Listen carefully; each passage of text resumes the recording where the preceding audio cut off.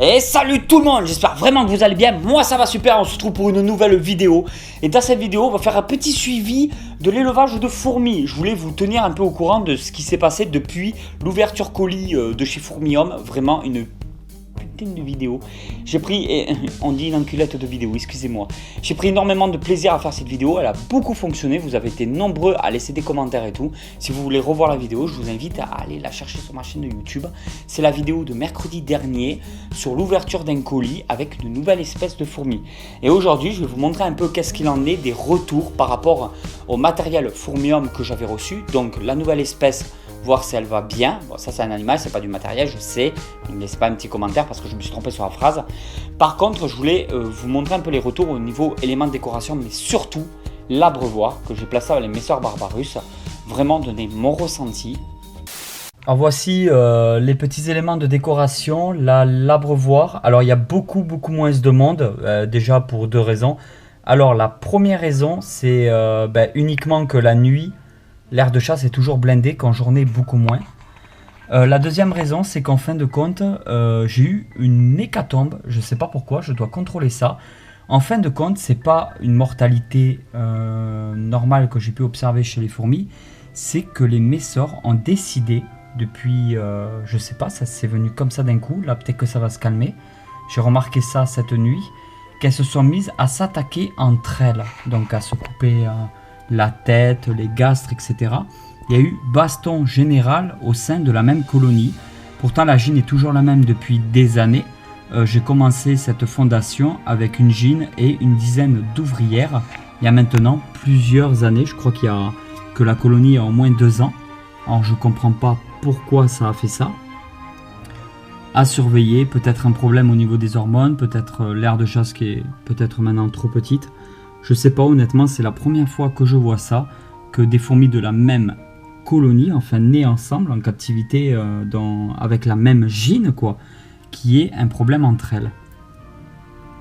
Donc si vous avez des informations là-dessus, je suis preneur, vous pouvez toujours me laisser un petit commentaire là-dessus. Honnêtement, je sais pas. Je sais pas pourquoi, je sais pas qu'est-ce qui se passe. Au niveau nourriture, tout est très bien. Alors, je nourris toujours de la même manière.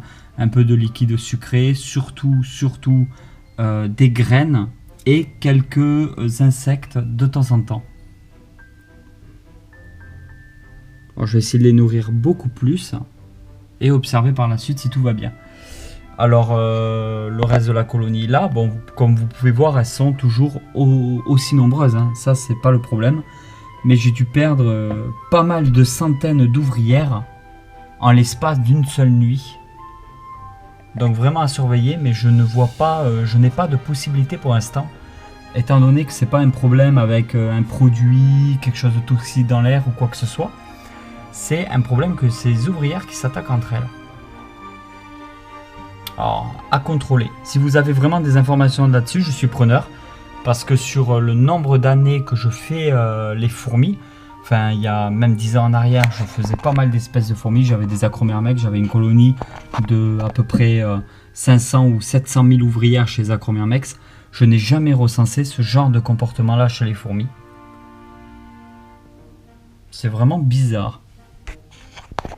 Donc voilà, à surveiller. Un petit peu de poussière sur la petite, sur le plexiglas. Donc à surveiller tout ça. Pour l'instant ça va, le grenier graines qui se trouve ici, il est blindé de graines, donc la nourriture elles en ont. Il y a du pain à fourmis un peu partout, il y a toujours des nymphes, des larves, du couvain, donc la gîne continue de pondre à fond, ça là-dessus il y a vraiment pas de problème. Ensuite l'Asus, tout va très bien pour le moment, beaucoup de couvain, il y a des œufs, donc la gîne continue de pondre, bon là, pas grand chose à dire non plus. Les Crématogastères scutellaris, comme vous pouvez le voir, elles se portent vraiment super bien dans ce petit nid. Et comme je vous l'ai dit, ce petit nid, je crois que je vais m'en faire une petite collection. Je vais m'en prendre, il m'en faudrait au moins 5-6 des petits nids comme ça. Parce qu'on peut faire des jeunes fondations et on peut vraiment avoir des colonies super populeuses dans des petits espaces. Franchement, ces petits buildings là, ils sont vraiment au top. Ouais, j'ai encore pris un pet au travail. J'ai souvent les doigts, les mains marquées avec le boulot. Alors, les Formica rufibarbis, ça se trouve dans ce tube-là. Il y a un peu de couvain, donc la reine s'était bien remise à pondre. Et ici, nous avons la nouvelle espèce. Alors, j'en avais parlé dans une vidéo précédente. Je les ai bien mis donc dans ce tube-là. J'ai procédé au déménagement. Bon, elles sont très agressives, donc elles attaquent régulièrement le coton. Le seul défaut de ces tubes, c'est que si on ne chauffe pas par le haut, qu'on a tendance à chauffer par le bas, il y a très très vite de la condensation. Donc c'est des tubes qui sont quand même très rapidement saturés en humidité à partir du moment qu'on remplit la réserve à fond. Voilà. Mais alors c'est vraiment des tubes au top. L'abreuvoir d'ailleurs, bon là du coup j'ai dû réaménager l'espace, j'ai dû renettoyer tout ça, voir un peu qu'est-ce qui se passe. L'abreuvoir tous les soirs il est plein à craquer de fourmis et en général avec une colonie comme la mienne de Messor Barbarus, l'abreuvoir tient 2 à 3 jours maximum. Aucune mortalité, pas de fourmis qui se noient dans l'abreuvoir, ça c'est top. Et j'avais même fait une séquence vidéo dans la vidéo de mercredi dernier où l'abreuvoir était noir, rempli de fourmis. Parce que mes sorts, je le répète, ont besoin quand même d'un abreuvoir dans l'aire de chasse pour les aider dans la fabrication de leur pain à fourmis. Alors là, comme vous pouvez le voir, c'est énorme. Là, vraiment, les Camponotus Fela, toujours au top du top. Hein. Du couvain à fond, les cocons toujours vers le haut parce que c'est vers le haut que le nid, la température du nid est la plus élevée. On pourrait même ouvrir toutes les trappes, là il n'y aurait vraiment aucun problème, j'attends.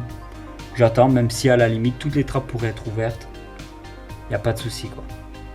Elle se développe du feu de Dieu, il y a plein de larves partout, plein de cocons. Peut-être pas de grappe d'œuf à nouveau. Il faudrait que je regarde. Non, je crois pas voir d'autres grappes d'œuf. Peut-être où se trouve la gine. La gine est quelque part dans cette salle là il me semble. Non, elle est juste là et elle traverse d'une salle à une autre, elle est entre les deux. La Chine est juste là en fait. Voilà, donc là tout se développe vraiment avec succès. Je pense que régulièrement faire des vidéos comme ça, le temps qu'il fasse beau dehors, parce que je voulais vous faire toujours pareil les vidéos sorties en nature sur l'élevage des fourmis et tout, ça serait top de nourrir des colonies sauvages et tout, montrer un peu les espèces qu'il y a dans ma région. Parce qu'au sud de la France, il y a une grosse diversité au niveau des espèces de fourmis comparé au nord de la France. Alors vraiment, il me tarde de faire les vidéos, mais il fait que pleuvoir, ça fait des semaines qu'il pleut. Alors quand il fait beau qu'il pleut pas, ben forcément le sol est totalement détrempé, il n'y a pas moyen de vous proposer une bonne vidéo quoi. Mais ça va venir, ça va bientôt venir.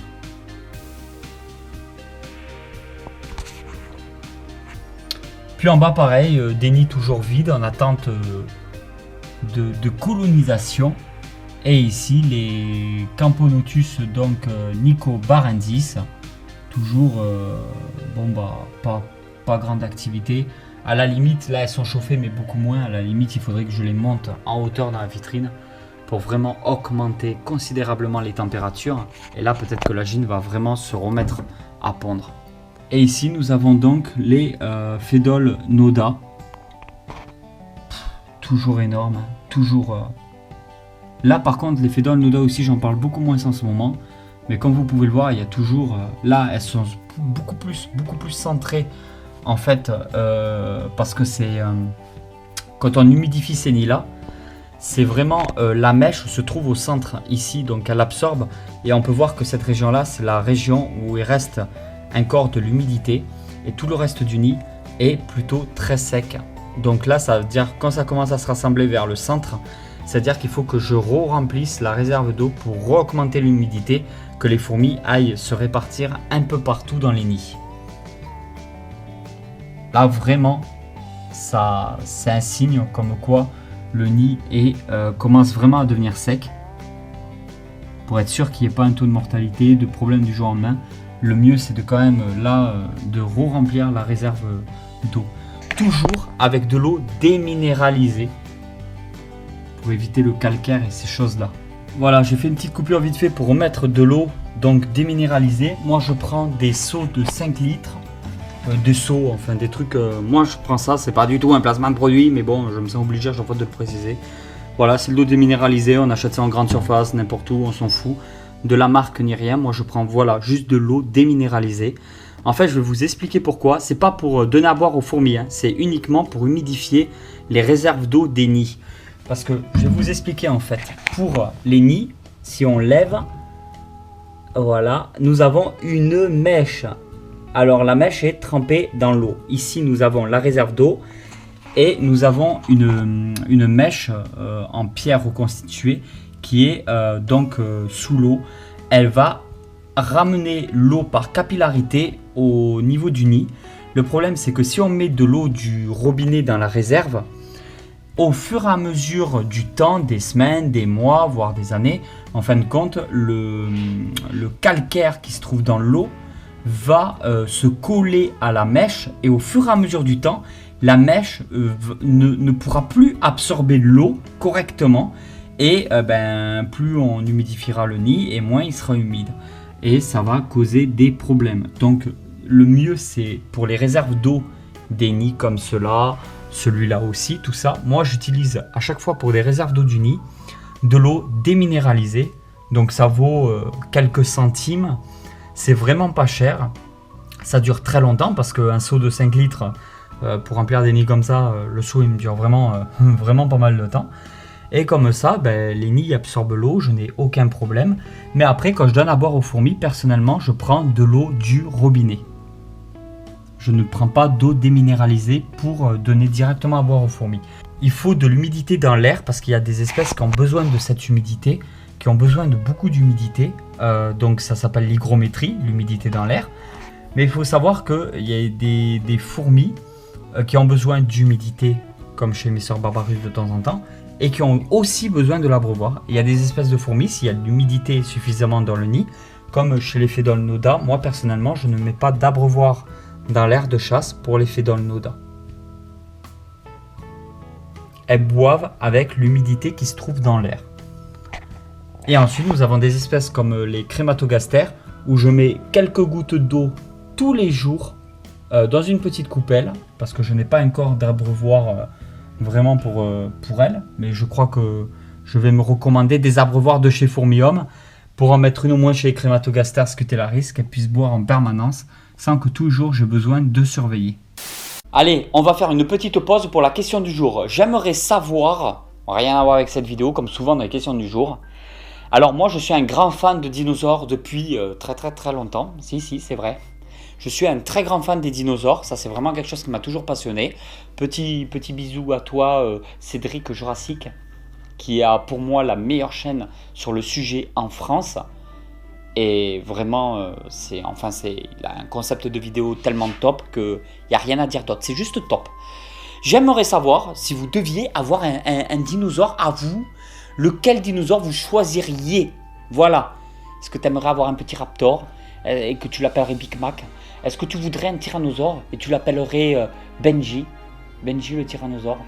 Dites-moi en commentaire le dinosaure que vous auriez trop aimé avoir, un genre de ptérodactyle pour voler avec, je sais pas. Faites travailler votre imagination, il me tarde de lire ces commentaires. Et voilà tout le monde, j'espère vraiment que cette vidéo vous a plu. Si cette vidéo vous a plu, vous pouvez comme d'habitude la partager sur les réseaux sociaux, me laisser un petit message, soutenir la vidéo comme bon vous semble. Vous faites ce que vous voulez. Et je vous dis à très vite pour une nouvelle vidéo. Allez tout le monde, ciao ciao. Viens me voir sur Snap.